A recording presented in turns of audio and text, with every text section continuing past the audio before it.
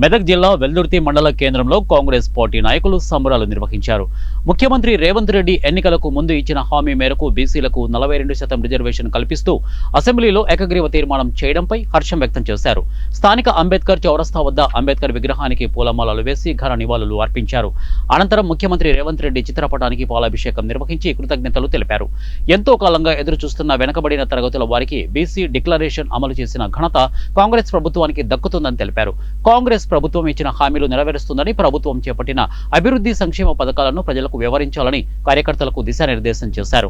ఈ కార్యక్రమంలో కాంగ్రెస్ పార్టీ రాష్ట్ర టీపీసీసీ ప్రధాన కార్యదర్శి నర్సాపూర్ ఇన్ఛార్జి ఆవుల రాజిరెడ్డి, కాంగ్రెస్ పార్టీ జిల్లా అధ్యక్షుడు రెడ్డిపల్లి ఆంజనేయులు గౌడ్, అలాగే జిల్లా నాయకుడు నరేందర్ రెడ్డి, కాంగ్రెస్ పార్టీ మండల అధ్యక్షుడు మహేష్ రెడ్డి, మాజీ వైసీ ఎంపీపీ సుధాకర్ గౌడ్, రాష్ట్ర ఫిషర్మెన్ కార్యదర్శి తలారి మల్లేష్, కాంగ్రెస్ మాజీ అధ్యక్షుడు నరసింహారెడ్డి తదితరులు ఈ కార్యక్రమంలో పాల్గొన్నారు.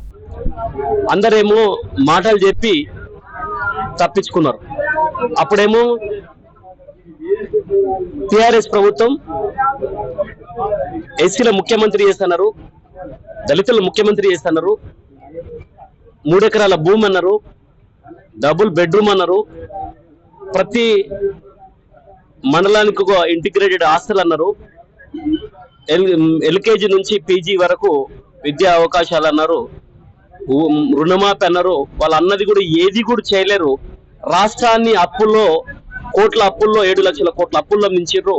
వాళ్ళ పార్టీ నిధులు మాత్రం 1,00,000 కోట్లను సంపాదించుకున్న తర్వాత వాళ్ళు లక్షలాది కోట్లు సంపాదించుకొని దుబాయ్ల తర్వాత పెట్టుబడులు పెట్టి ఈరోజు హత్య రాజకీయాలు చేస్తున్న పార్టీ టిఆర్ఎస్ పార్టీ. అందుకోసానికి నేను ఏమంటున్నా, పేద ప్రజానికం కానీ, ప్రజలు కానీ, మేధావులు కానీ, కర్షకులు కానీ, కార్మిక డిక్లరేషన్ అని, బీసీ డిక్లరేషన్ అని, మరి యువ డిక్లరేషన్ అన్ని రకాలుగా కూడా చేసుకున్నాం మనం.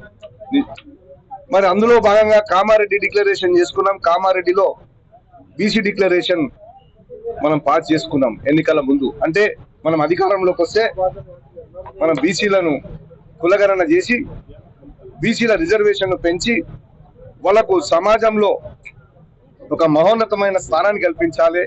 బీసీ కులాల్లో ఆర్థికంగా వెనుకబడిన వాళ్ళందరికీ కూడా రిజర్వేషన్ ఫలితాలను అందజేసి వాళ్ళ రాజకీయంగా, ఆర్థికంగా, సామాజికంగా ముందరికి తీసుకుపోవాలనే ఆలోచనతోని మరి ఆ డిక్లరేషన్ పాస్ చేయడం జరిగింది.